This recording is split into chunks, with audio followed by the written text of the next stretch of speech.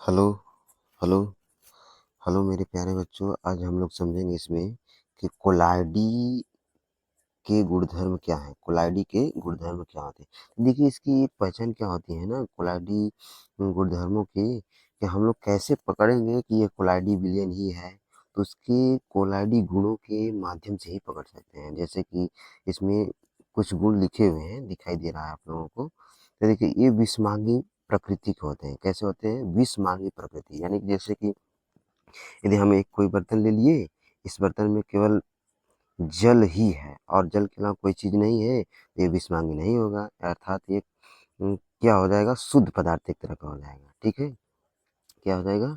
शुद्ध पदार्थ हो जाएगा एक तरह से। और जैसे ही यदि हम इसमें क्या कर दे रहे हैं, चीनी को डाल दे रहे हैं, तो यह क्या हो जाएगा? अशुद्ध पदार्थ हो जाएगा। जैसे अशुद्ध होगा तो इसको हम विषमांगी प्रकृति का बोलेंगे। क्या बोलेंगे? विषमांगी बोलेंगे। ठीक है, उसी तरह से दूसरा में क्या बोला गया है कि कोलाइडी के कणों का आकार इतना छोटा होता है कि इनका पृथक यानी कि अलग रूप में आँखों से नहीं देखा जा सकता है। सत्य बात है कि देखिए इतना ये छोटे कण होते हैं कि यदि हम लोग बिना यंत्र के सहायता से यदि इनको हम देखें, किसी यंत्र के बिना, तो हम आँखों से, नंगी आँखों से नहीं देख सकते हैं। इसको ये बोल रखा है। ये भी बात सही है, इतने छोटे कण तो कैसे दिखाई देंगे? उसी तरह से ये तीसरा जो होता है कि ये इतने बड़े होते हैं कि प्रकाश की किरण को फैलाते हैं और उसके मार्ग को दृश्य बनाते हैं। अर्थात ये जो कण उपस्थित रहते हैं इससे, जैसे कि इस विलयन में ऐसे कण हैं, तो इस पर इधर से यदि हम क्या कर रहे हैं? प्रकाश डाल रहे हैं इधर से। ठीक है, इधर से क्या कर रहे हैं? प्रकाश डाल रहे हैं। तो जब प्रकाश इसके अंदर ट्रेवल करता है, तो कणों पर जब टकराता है तो पूरी तरह से प्रकाश क्या करता है? चारों तरफ फैल जाता है।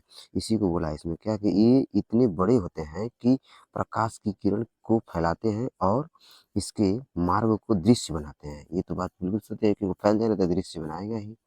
इस तरह से चौथा नंबर क्या है कि जब इनको शांत छोड़ दिया जाता है, शांत छोड़ दिया जाता है, तब ये कण तल पर बैठ जाते हैं, अर्थात ये अस्थाई हो जाते हैं।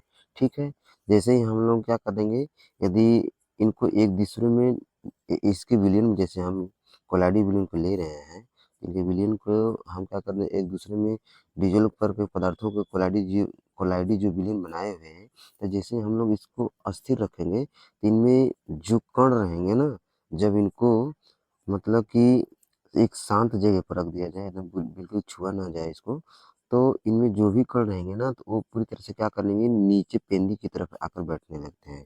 इसी को बोला है क्या कि जब इनको शांत छोड़ दिया जाता है, तब ये कण तल पर बैठ जाते हैं, अर्थात ये अस्थाई हो जाते हैं। बिल्कुल सही बात है। अब अगला नंबर क्या बोला गया है कि ये छानन विधि द्वारा मिश्रण से पृथक नहीं किया जा सकता है, परंतु एक विशेष विधि अपकेंद्रीकरण द्वारा पृथक किया जा सकता है।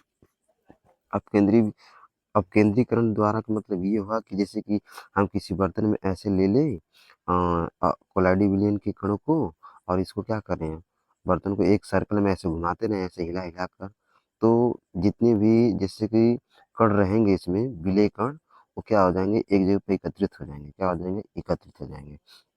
ठीक है, जैसे कि हम ले लें मिट्टी और मिट्टी और पानी का जैसे मिश्रण, तो इसमें मिट्टी में जितने भी कण रहेंगे और जैसे हम इस विलयन को हिलाते रहेंगे एक सर्कल में, तो मिट्टी के कण एक जगह पे एकत्रित होते जाएंगे, ऐसे कुछ बीच में मध्य में ऐसे हिलाते रहेंगे, सर्कल में ऐसे घुमाते रहेंगे तब। तो इस नंबर को बुलाया गया है, यानी पांचवें नंबर में इस तरह की विधि को बताया है। खास करके ये भी कि छानन विधि द्वारा इसको तो हम पहले पृथक नहीं किया सकते, अर्थात छननी के द्वारा हम लोग इसको अलग करना चाहें तो अलग नहीं कर सकते हैं। ठीक है, तो बस इस वीडियो में इतना ही था। जय हिंद।